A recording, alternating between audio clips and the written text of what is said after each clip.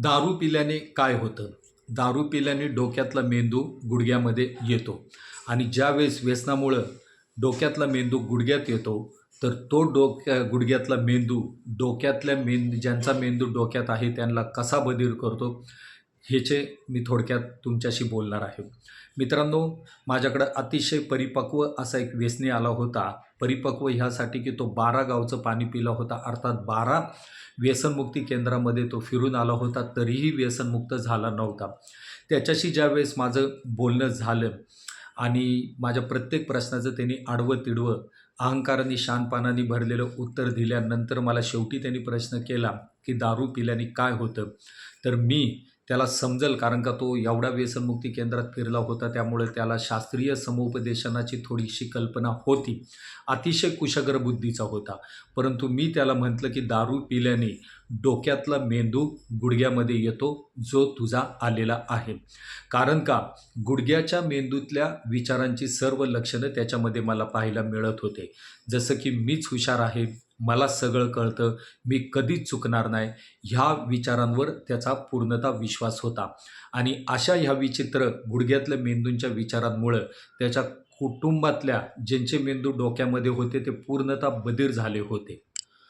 परंतु व्यसनमुक्तीचा पहिला कुठला पाऊल असेल, तर ते आहे की आपल्या चुका आपल्या लक्षात येणं. मित्रांनो, प्रत्येक व्यसनीला मी सांगेल की जगातलं व्यसनीसाठी सर्वात श्रेष्ठ ज्ञान आहे, ते म्हणजे माझ्या चुका मला समजणं आणि ते मी पदरात घेऊन चुका पुन्हा तशा माझ्या हातून व्हाव्या नाही याच्यासाठी जागृत राहणं. हे व्यसनमुक्ती जीवनासाठी अतिशय प्रथम महत्त्वाचं शस्त्र आहे, गरजेची गोष्ट आहे. आणि हे ज्यावेळेस मेंदू गुडघ्यात येतो त्यावेळेस असं घडणं अशक्यच असतं. कारण का गुडघ्यातल्या मेंदूला अशा काही गोष्टी त्याच्या बाबतीत घडतात किंवा तो चुकतो असं त्याला वाटत नसतं.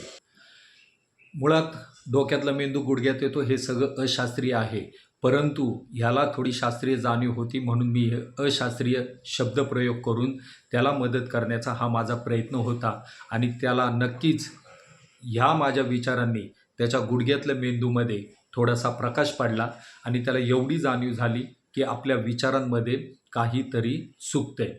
अन्यथा डोक्यातल्या मेंदूचा आणि गुडघ्यातल्या मेंदूमधल्या अतार्किक, अशुद्ध, विकृत विचारांमुळं कायम संघर्ष होत असतो आणि त्यांच्यामध्ये ताफवत निर्माण होत असते. तर दारू पिल्याने कोणाचाही डोक्यातला मेंदू गुडघ्यात जाऊ शकतो, हे आपण नाकारू शकत नाही.